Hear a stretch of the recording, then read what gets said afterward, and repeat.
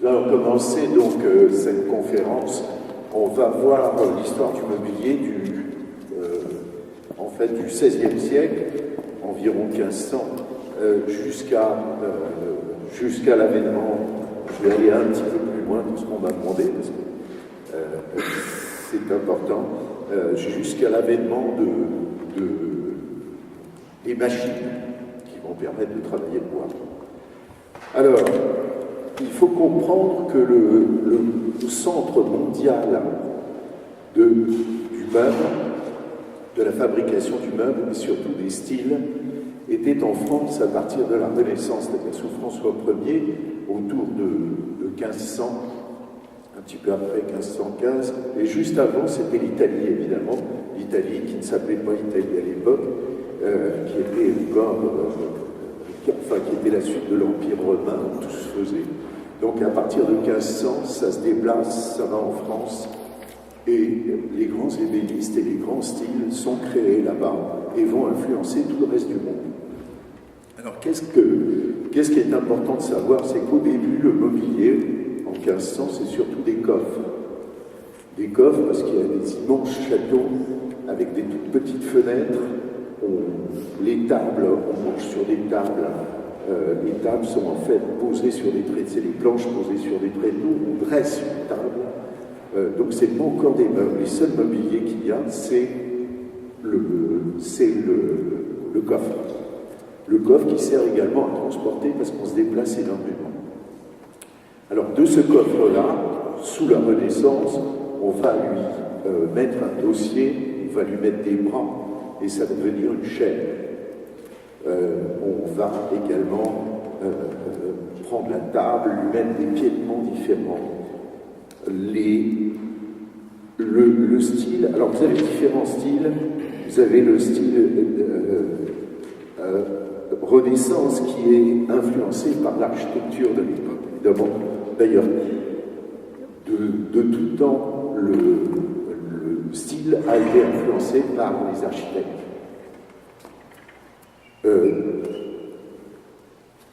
Alors, que je me retrouve un peu. Alors, vous aurez un exemple, vous avez peut-être vu un exemple de coffre italien qui sont les cassonnes. Les cassonnes ont un décor sur le couvercle, alors que les coffres français n'en ont pas, ils sont plats, simplement, ils ont un abattement. Alors, vous avez donc les chaises au dossier et les décors sont appliqués à cette époque-là sous la Renaissance. Alors qu'après, on va travailler le bois lui-même pour lui donner une sculpture. À l'époque, c'était des sculptures qui étaient appliquées. Alors, les nouveaux meubles, c'est la chaise, évidemment, on supprime le coffre, on va lui mettre des pieds, et alors les pieds, le piétement se fera en balustre, c'est-à-dire soit une sorte de colonne, ou alors on va travailler cette colonne en faisant un décor au chapelet, c'est-à-dire une suite, excusez-moi, les affaires reprennent. Et voilà. Alors, le chapelet, c'est une suite, c'est tourné, le bois est tourné, et on va faire une suite de boules qui donnera l'impression d'un chapelet, ou alors on va lui faire des torsades ou simplement des tours, c'est-à-dire des toupilles ou des balustres. Alors ça va être le style qui va s'étendre du XVIe siècle jusqu'au début du XVIIe. Jusqu'à même la fin du XVIIe, c'est-à-dire ça va faire François Ier, Henri II, Louis XIII, jusqu'à l'avènement de Louis XIV, où là on va changer complètement de style. Ce qu'il faut voir, c'est que dans les styles de mobilier, vous avez une espèce de cycle. Ça commence par des lignes extrêmement épurées, très droites. Ensuite, ça se surcharge de décors. Ensuite, il y a une brisure, c'est-à-dire qu'on va faire des meubles sinueux. Ensuite, le sinueux va devenir très alourdi. Et ensuite, on va revenir à la ligne très épurée et très droite, très architecturale, très géométrique. Et ça, c'est valable du XVIe siècle jusqu'à nos jours. Pour reprendre le style de la Renaissance, donc vous avez plusieurs meubles qui se créent en dehors de la table. Il faut voir que tous les meubles, et aussi bien les sièges que les cabinets, je vous expliquerai ce que c'est pas ce que vous pensez, les tables, les cabinets et les sièges, les pieds sont retenus, les pattes, comme ils sont très, très hauts, sont retenus par des entretoises. L'entretoise, c'est un montage qui est en H et qui retient les pieds les uns avec les autres. Donc, il y a les chaises, on leur met les bras, ça devient des chaises à bras ou des fauteuils. Il y a la cactoire, il y a la chaire qui est évidemment avec un très haut dossier. On commence à garnir les meubles de tapisserie, ou du moins de rotin, enfin on essaye de les améliorer plutôt que d'avoir une planche unique. Il y a des cabinets, alors les cabinets viennent des barguignons, c'est des coffres qui sont posés sur des consoles. La console, donc c'est comme une table, sauf qu'elle n'a pas de dessus, et on pose dessus des coffres qui ont des tiroirs. Ça sert à mettre des objets précieux. On a également, on crée à cette époque-là des dressoirs, c'est-à-dire toujours la console, un meuble qui est fixé à cette console et qui permet, par des marches, de présenter l'argenterie qu'on a, les étains, les faïences, enfin sa richesse. Donc, et il y a les tables qui ne sont plus des planches posées sur des tréteaux, mais qui sont dressées une fois pour toutes. À la fin là j'ai vraiment résumé le style jusqu'au Louis XIII, donc ça part de la Renaissance, où les lignes sont très épurées, les colonnes très épurées, ça s'en va jusqu'au Louis XIII, où on arrive aux torsades et au décor, à la surcharge des décors. Et là apparaît le style Louis XIV. Alors le style Louis XIV, c'est un grand changement, parce que là on va rentrer dans le règne de la tapisserie. La tapisserie qui est mise sur les sièges, donc on commence à rembourrer les sièges deviennent beaucoup plus confortables, mais ils sont toujours très majestueux. Il faut savoir que les meubles, il n'y a que les grands nobles qui peuvent les avoir, parce que ça coûte extrêmement cher. Alors, sous Louis XIV apparaît quelque chose de très important, apparaît le terme d'ébéniste. D'où est-ce que ça vient, ce terme d'ébéniste? C'est qu'on plaquait, on faisait les menuisiers fabriquaient des meubles très simples en bois du pays, qu'on appelle le bois naturel. Voilà. Ils faisaient leurs meubles, et il y avait celui qui plaquait l'ébène, ou qui faisait non seulement l'ébène, mais qui plaquait en ivoire, qui plaquait avec de la mosaïque, de pierre. Donc ça s'est appelé les ébénistes à cause du placage d'ébène. C'était une sorte de richesse qu'on rajoutait sur le meuble. Donc ça, c'est la création du mot ébéniste. Sous Louis XIV, donc on commence à fabriquer de très beaux meubles. Des meubles très spectaculaires, très monumentaux, très riches. On utilisait énormément la dorure. Ça, c'est vraiment l'apparition sous Louis XIV. Louis XIV, pour vous le situer, c'est la fin du XVIIe siècle. Quand je dis XVIIe, c'est 1600 et quelques. Donc c'est 1650 jusqu'à 1720, grosso modo. Je vais voir si c'est 1715, 1761, 61, 1715. Alors donc ça suit en parallèle.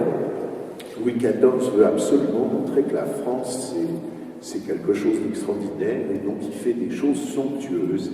Et les gens qui sont autour de lui, les grands nobles, les ducs, les princes, etc., essayent d'avoir du mobilier aussi important et aussi somptueux que ce que Louis XIV avait. Simplement pour vous rapporter, c'est Louis XIV qui a construit le Versailles qu'on connaît aujourd'hui, une espèce de magnifique pâtisserie extraordinaire, qui était bâtie d'ailleurs à partir du château qu'avait construit Louis XIII, qui était en briques et pierre, alors que Louis XIV a construit complètement en pierre, il a complètement agrandi, il a fait les jardins avec un grand artisan qui s'appelait Le Nôtre, qui faisait les jardins.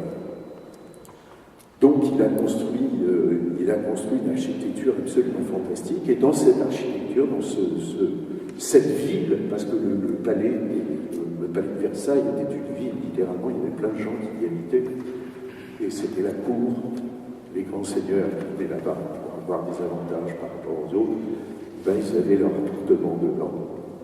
Et donc, c'était somptueux, il y avait des fêtes somptueuses, et il y avait surtout des meubles somptueux. Ensuite, la Régence apparaît, donc les meubles s'affinent un petit peu, toujours les mêmes formes, sauf qu'elles commencent, donc les formes sous Louis XIV sont très droites, toujours par un retour de cycle, et elles commencent à s'arrondir. C'est là où on invente le pied de fauteuil, mais toujours avec l'entretoir. C'est ce qui distingue la Régence, c'est-à-dire juste après Louis XV, après Louis XIV, je veux dire. Il y a une période de Régence dont on distingue parce que ces formes situeuses les pieds sont toujours retenus par une entretoise.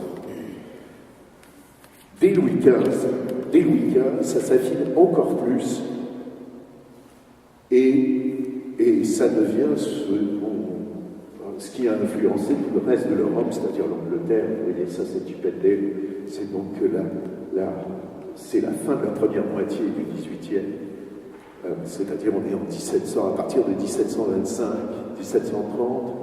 En 1736, il y a un événement très important qui se passe, c'est la création de la Jurande des maîtres ébénistes.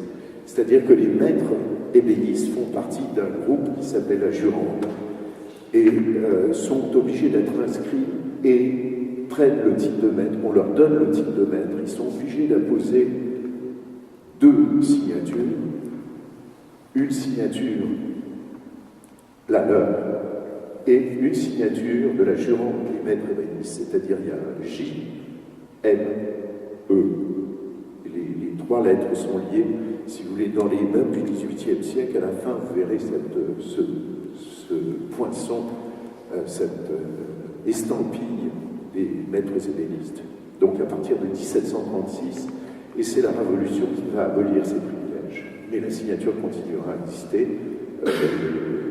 mais la Jurande des maîtres ébénistes va s'arrêter. Donc n'importe qui pourra être ébéniste, n'aura pas besoin d'avoir le privilège du roi.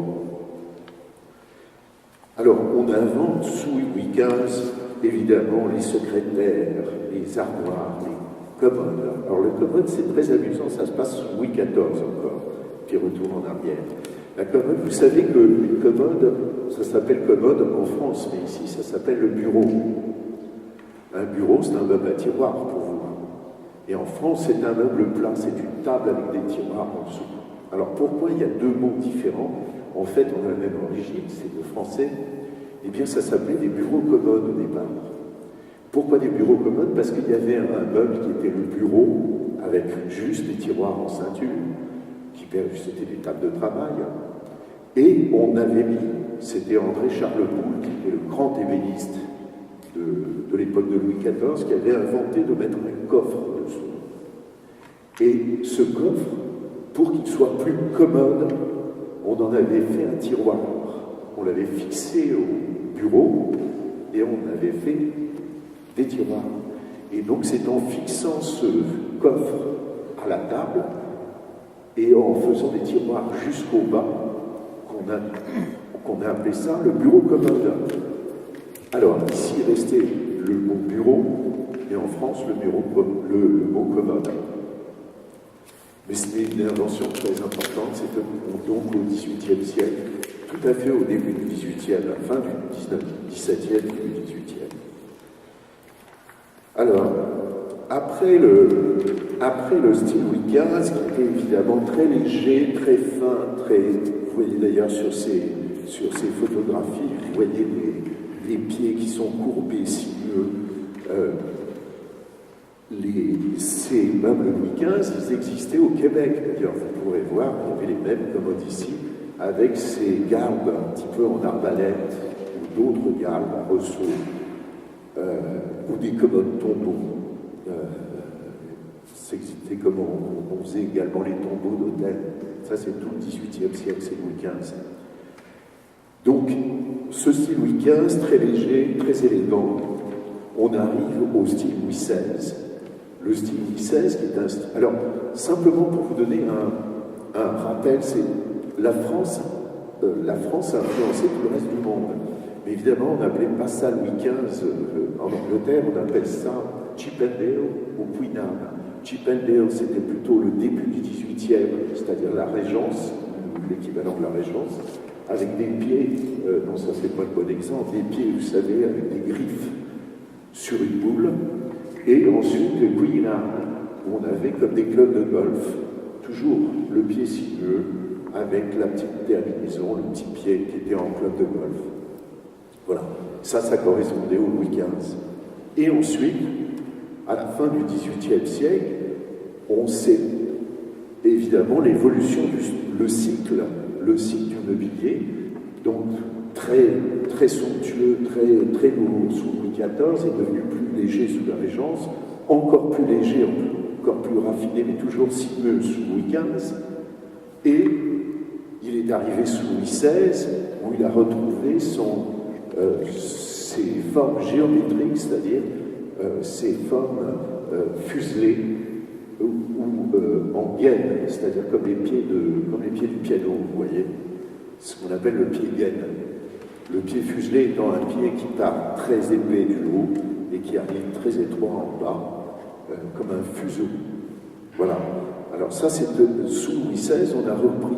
Louis XVI, c'est l'équivalent en Angleterre du Sheraton, Applewhite.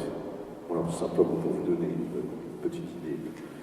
Ensuite, arrive la Révolution et l'Empire, surtout le Directoire et l'Empire.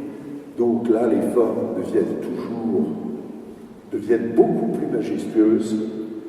On voit apparaître des colonnes rondes, surtout sur l'Empire, parce que l'Empire est extrêmement, et le Directoire est extrêmement influencé par l'Empire romain.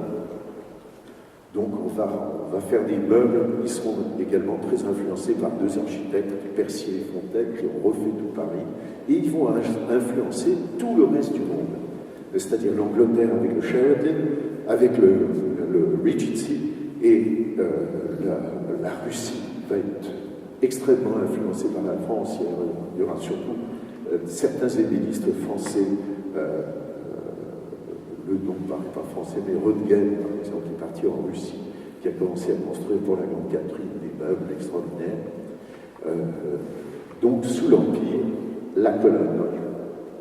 J'ai abrégé, heureusement que je ne vous ai pas vu tout, parce que j'en aurais vu.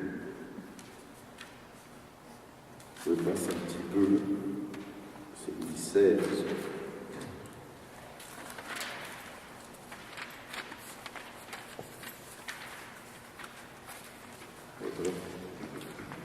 Je vais passer vite. Vous avez de la chance.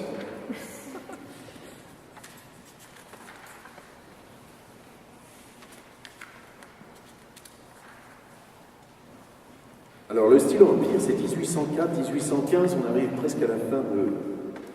Ensuite, il y a le style restauration, qui est en fait pas un style, c'est un allègement du style empire qui est très majestueux, toujours dans le cycle. On essaie de simplifier les formes. Et à force de simplification, on arrive au Charles X, qui dure très très peu de temps, qui dure 4-5 ans, où on fait beaucoup de... C'est encore les formes empire, mais on commence à alléger, évidemment, mais surtout on commence à servir de la marqueterie énormément, c'est-à-dire des rinceaux, des rinceaux de bois très foncés sur un plaquage de bois très clair. On utilise énormément les ronces et les bois précieux comme le citronnier, comme la marante qui est verte, le bois de rose qui est en fait du palissandre. Donc ça c'est sous Charles X. Après Charles X vient la période Louis-Philippe. Alors Louis-Philippe, c'est des meubles qui sont encore comme sous la Restauration, mais on commence à avoir des lignes sinueuses, c'est-à-dire le Louis-Philippe. Alors la caractéristique du meuble Louis-Philippe, c'est ces espèces de chapiteaux qui sont arrondis comme des tulipes. Et ça, c'est la caractéristique du meuble Louis-Philippe. Les plaquages, on arrête la marqueterie, on fait des boîtes de plaquage, de l'acajou, du noyer, la ronce de noyer. On utilise des essences qui sont spectaculaires, de l'acajou très flammé, ou de la ronce de noyer, ou du merisier. Ensuite, on arrive, Louis-Philippe lui-même commence à s'enticher de la grande période royale. Vous savez qu'il y a eu la monarchie jusqu'à Louis XVI en France, puis il y a eu une période de république, une période d'empire, et puis il y a les rois qui reviennent, avec Louis XVIII, c'est la Restauration, ensuite il y a Charles X, ensuite il y a Louis-Philippe, et là, Louis-Philippe a une espèce d'envie de retrouver les époques passées sous la monarchie, et commence à commander des meubles de style Louis XV, de style Louis XIV, de style Henri II. Donc on va commencer, ça va être une grande période à partir de Louis-Philippe, où on va copier les styles du XVIe siècle à la fin du XVIIIe. Là, c'est une grande période. Donc vous verrez, si vous avez la curiosité d'aller voir les ébénistes du XIXe, vous allez voir énormément de copies de meubles qui sont dans le livre du XVIIIe siècle. Donc ça, et en fait, la mode qui est créée va être connue sous Napoléon III et va prendre l'appellation de Napoléon III, parce qu'à la fin de Louis-Philippe, Philippe se fait éjecter, il y a une révolution, et il y a le prince-président, c'est-à-dire Napoléon III, qui arrive, qui prend le pouvoir. D'abord comme président, ensuite il va devenir empereur. Il va se faire éjecter après en 72, mais il a lancé le meuble de style. C'est lui, enfin il va prendre, les meubles de style vont prendre l'appellation d'époque Napoléon III. En fait, l'époque Napoléon III va commencer, pour le meuble, va commencer sous Louis-Philippe et va se terminer presque à la guerre 14-18.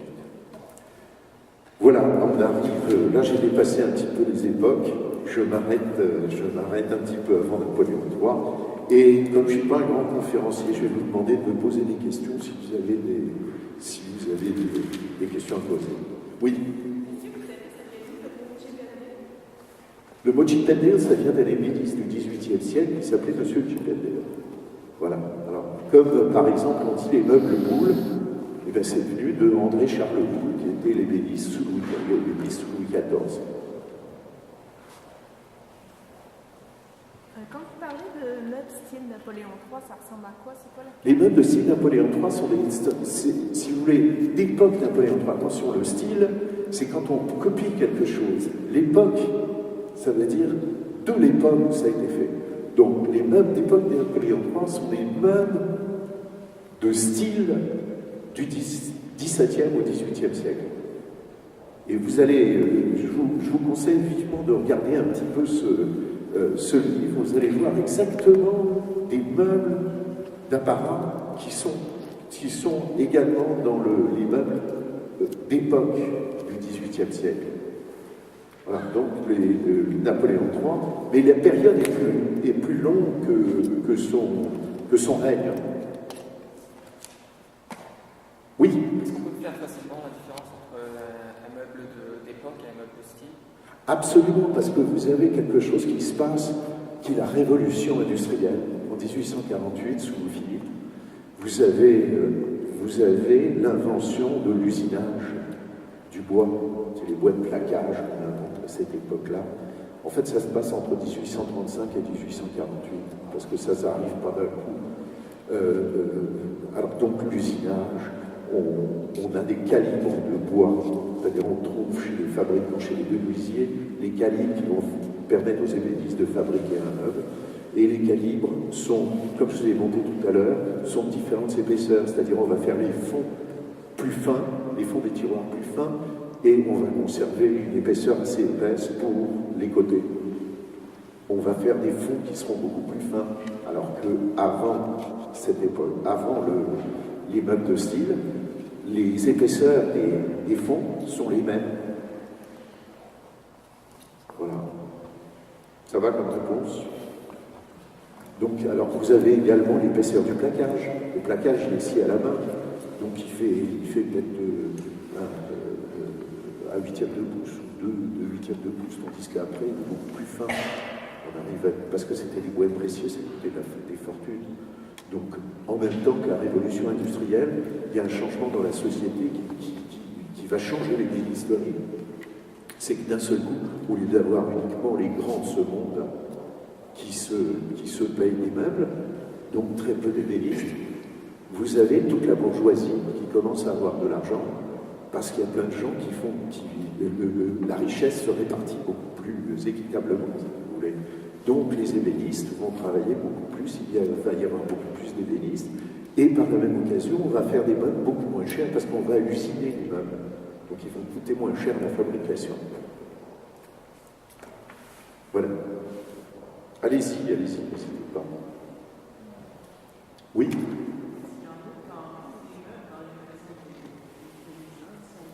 Laissez plus fort. Est-ce qu'il y a des meubles quand même, j'imagine, il y en a dans les maisons de paysans, mais c'est quoi, ils sont moins... Oui, mais c'est beaucoup plus simple. Hein. C'est des tables, des coffres. Alors, il y a des meubles qui sont typiquement dans les fermes. Les fermiers, quand même, étaient assez riches par rapport au reste de la population, parce qu'ils exploitaient des terres, les terres des seigneurs, mais disons qu'ils avaient une certaine richesse. Donc, il y avait les tables, il y avait ce qu'on appelle les mets, c'était des grands coffres dans lesquels on faisait la farine, on faisait le pain, et vous aviez surtout les panetières. C'était des espèces d'armoires complètement ajourées avec des colonnes dans lesquelles on mettait le pain quand il était fait, de façon à ce qu'il continuait à être à l'air. Il y avait également les armoires. Alors il y avait des armoires lingères qui étaient en général, il y avait des grands paliers dans les châteaux ou dans les fermes, des grands escaliers, et puis il y avait des paliers sur lesquels il y avait une armoire, dans lesquels on mettait les draps, tout ce qui servait à faire les lits. Et en bas dans la cuisine, il y avait des garde-manger.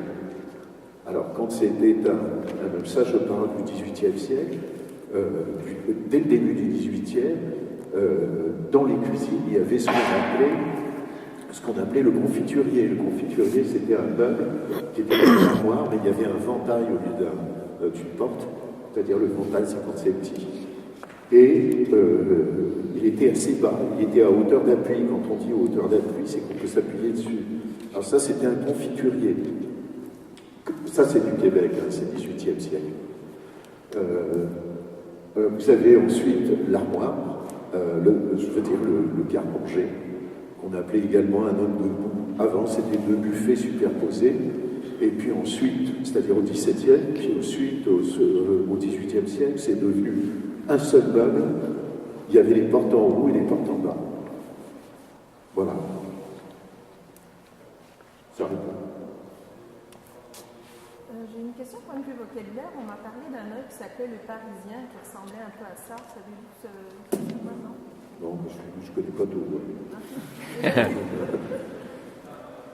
Bon, Parisien, on le connaît, mais c'est pas des meubles. Est-ce qu'il y a d'autres questions? Oui. Pardon.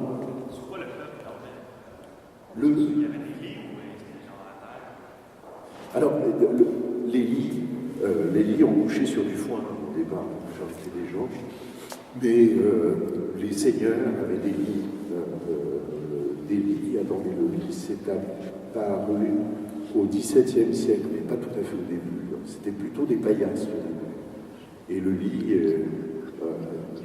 le lit chez les grands seigneurs, chez les rois, était très important parce que les gens assistaient, il y avait la cour qui assistait au lever du roi. Pareil, en province, il y avait le prince qui avait sa cour et on venait assister au lever. Donc il ne se lavait pas très souvent.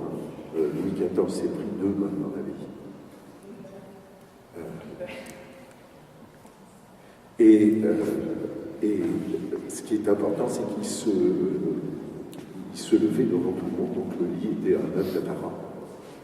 Il y avait les lits à baldaquin au XVIIe, puis on a abandonné les lits à baldaquin au XVIIIe, sauf pour le lit qu'on appelle à la polonaise, et qui est un lit qui a été fait à la fin du XVIIIe siècle, et il y avait une espèce de dé qui partait de chacun des poteaux et qui était incurvé comme un arc.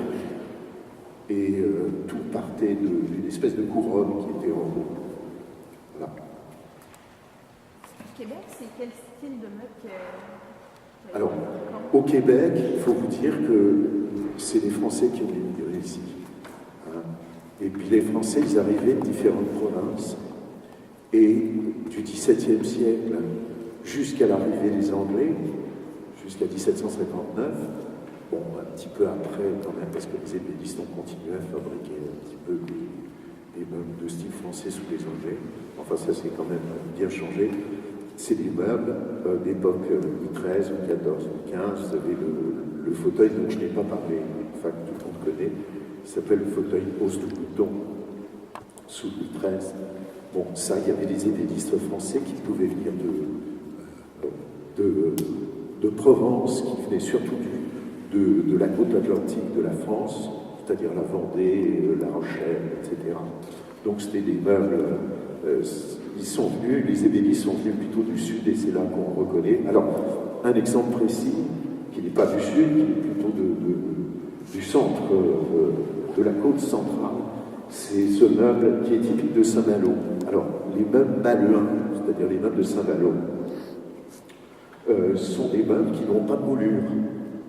Comme vous pouvez les voir, il y a juste ce qu'on appelle un bec de corbin. Corbin, c'est un corbeau. Il y a juste un bec de corbin qui fait pour tout, et il n'y a pas de moulure. Ça, c'est typique des meubles de Saint-Malo. Donc ça, c'est un ébéniste de Saint-Malo qui a fait ce meuble-là. Mais vous avez des meubles, comme vous pouvez le voir ici, qui sont des meubles, ça c'est l'influence bordelaise, la commode tombeau qu'on voit en haut à droite. C'est un meuble typiquement bordelais. Alors à Bordeaux, il y avait beaucoup d'importations d'ébénistes, d'ébène et de bois précieux, parce que c'était un port, et il y avait beaucoup d'Anglais qui venaient ramasser du vin. Et donc le Bordeaux était très influencé par les Anglais. C'est pour ça qu'on retrouve dans certains meubles, d'abord on retrouve des meubles en acajou, et on retrouve des pieds qui sont un petit peu chip and dale, c'est-à-dire avec des griffes. Là on en a un. Ça c'est un meuble du Québec avec le pied griffe typique de chip and dale, la griffe au-dessus du moule. Et ça c'est l'influence de Bordeaux. Alors, vous avez également des ébénistes de Provence qui sont venus, et aussi bien en tout le sud de la France, vous aviez des ébénistes qui utilisaient des bois naturels, c'est-à-dire des bois de la région, et qui étaient peints.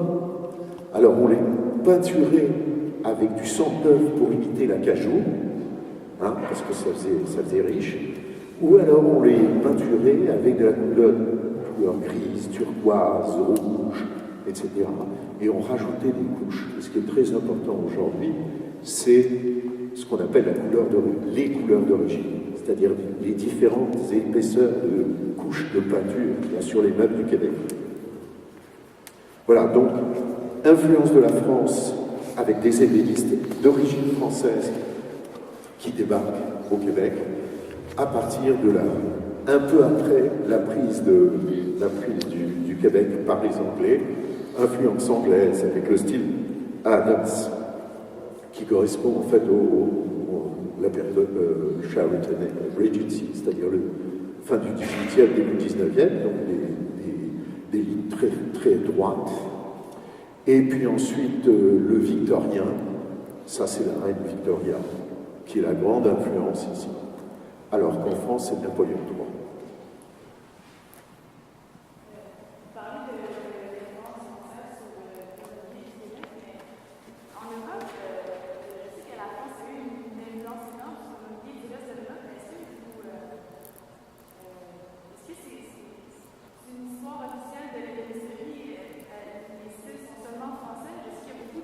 Non, c'est-à-dire que c'est comme toujours avant la création, la créativité était en Italie.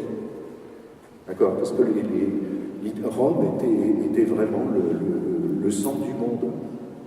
Et tous les artistes étaient là-bas, même si c'était des étrangers, les Röttgen, ça c'était des Allemands, mais ils venaient travailler en France et ils venaient prendre les idées en France.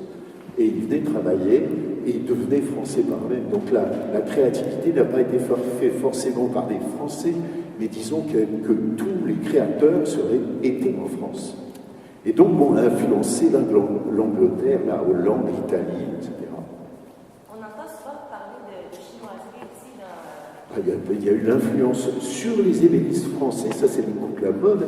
Il y avait au XVIIe siècle, même avant au XVIe siècle, il y a eu la découverte des Indes et de la Chine, mais en 1725, rappelez-vous de cette date, il y a eu l'arrivée d'une délégation chinoise en France. Puis là, ça a complètement bouleversé le style. Les Chinois sont arrivés avec des soirées absolument extraordinaires, avec des jonques absolument extraordinaires, avec des vêtements, enfin tout. Et on donnait comme président des lacs chinoises. Et donc ça a influencé mais complètement les ébénistes français, et toute la mode d'ailleurs, non seulement dans les tapisseries, on faisait les tapisseries aux Chinois, la porcelaine, on faisait de la porcelaine aux Chinois. Il faut vous dire qu'on allait piquer là-bas non seulement des épices, mais on allait prendre aussi des porcelaines qu'on appelle de la Compagnie des Indes, mais en fait qui sont faits en Chine. D'ailleurs, si vous voulez voir un très beau service de table de la Compagnie des Indes, vous avez, quand vous passerez dans l'entrée, sur la gauche, vous avez un service de la Compagnie des Indes du XVIIIe siècle.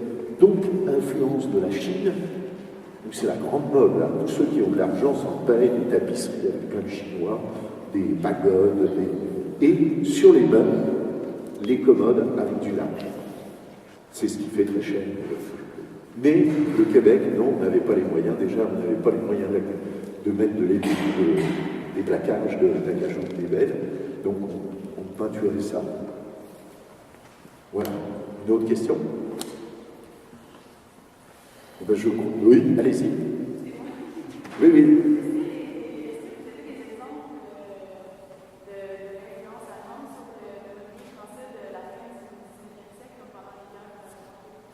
J'ai rien entendu. Allez-y plus fort. Un peu de vous. Non. Non, c'est le contraire. C'est l'influence des ébénistes français, parce que les grands ébénistes, pour gagner de l'argent, ils allaient en France. Les grands ébénistes allemands. Et par exemple, Röttgen, qui est venu donc en France, pour faire son métier d'ébéniste. Ensuite, il est reparti parce qu'au début du 19e, à la fin du 18e, début du 19e, il y avait la Russie avec la Grande Catherine, vers 1790, qui attirait tout le monde là-bas, parce qu'elle avait beaucoup d'argent.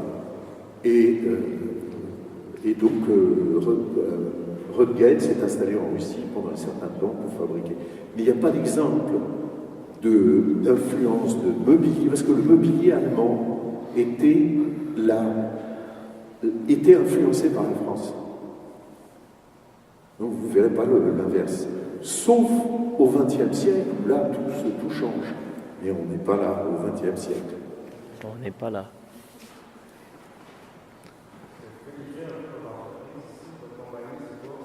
Ah oui, alors, je suis venu, donc d'abord, j'étais en France, j'ai été élevé en France, je suis russe d'origine. Malgré mon nom français, c'est une famille française qui a émigré au XVIIIe siècle en Russie. Ils étaient ingénieurs de marine.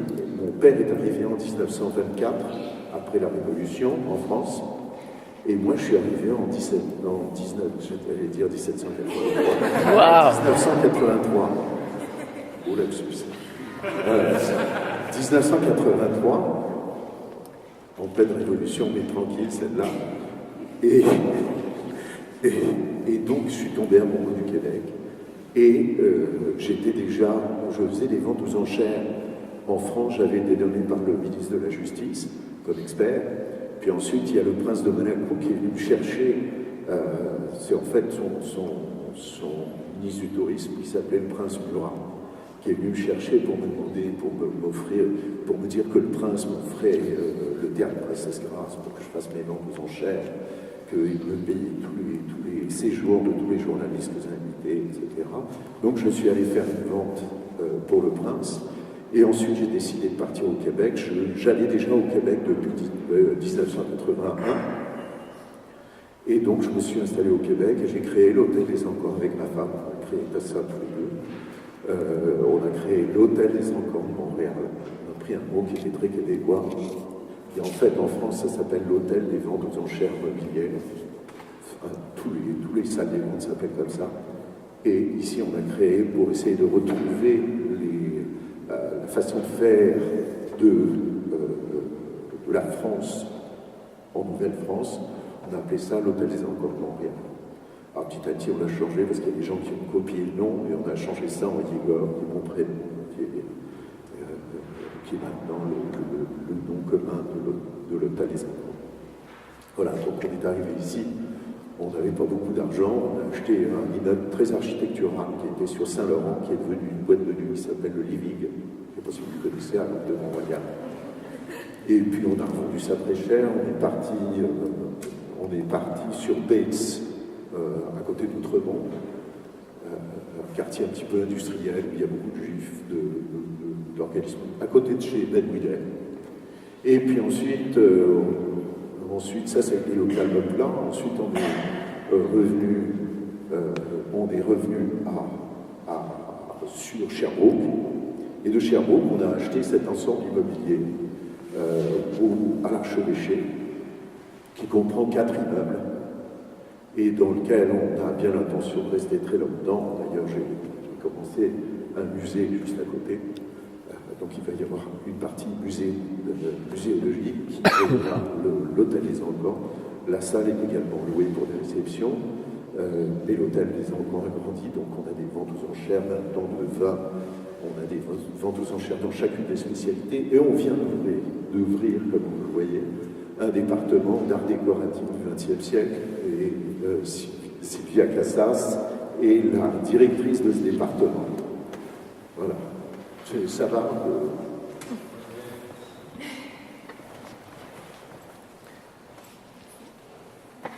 D'autres questions? C'est tout. Bon. J'en ai une, moi. Oui. À travers l'histoire, il y a eu des événements marquants qui ont influencé bien gros les styles en partant de la Renaissance jusqu'à déjà, l'Empire. La Renaissance, c'est l'événement marquant, c'est les guerres entre l'Italie et la France. Et François Ier, qui se fait prendre par les Romains, par les Italiens, qui se fait prisonnier, fait faire prisonnier. François Ier, qui était le roi de la France à l'époque, et qui commence à être influencé par les Médicis, par le faste italien. Et il ramène ça, pas à Paris, mais dans une ville, dans une région du centre de la France, qui s'appelle le Loir-et-Cher. C'est Chambord. Chambord construit un château absolument fabuleux. Et sur le toit de ce château, il construit un village. Donc quand vous regardez Chambord, on dirait un château, mais en fait c'est un château avec le village, avec des petites ruelles, en haut il y a des petites maisons, des ruelles, mais de loin on dirait que c'est juste un château. Voilà. Et c'est lui qui va faire venir tous les poètes, les grands ébénistes, les grands orfèvres, parce qu'on n'a pas parlé de l'orfèvrerie, mais c'est les mêmes influences.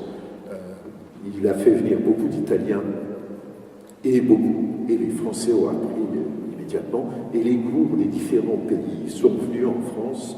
Ça a été le renouveau de la France, pas le renouveau, mais ça a été le début de la France dans le domaine culturel, dans le domaine de l'art. Voilà, ça c'est l'événement le plus marquant. Alors évidemment, il y a des événements qui marquent terriblement. J'ai cité l'arrivée de la délégation chinoise en France, qui a marqué la mode. Mais dans le XXe siècle, là, il va y avoir de grands événements, comme l'avènement du pouvoir américain, qui va devenir extrêmement important dans ce qu'on appelle le design.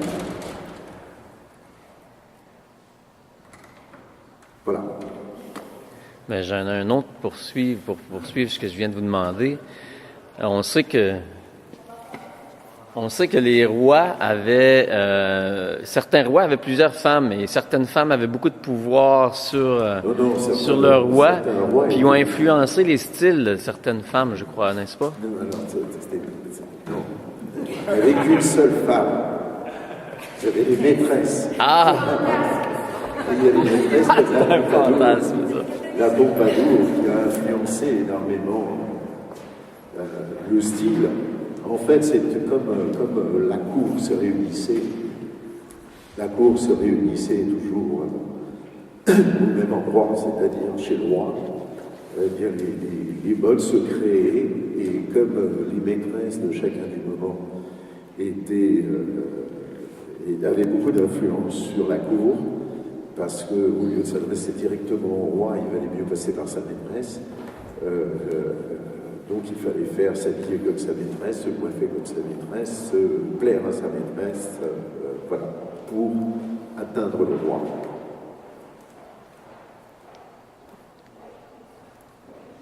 Ben, merci. Voilà. Ben, je vous remercie d'être venu. J'espère que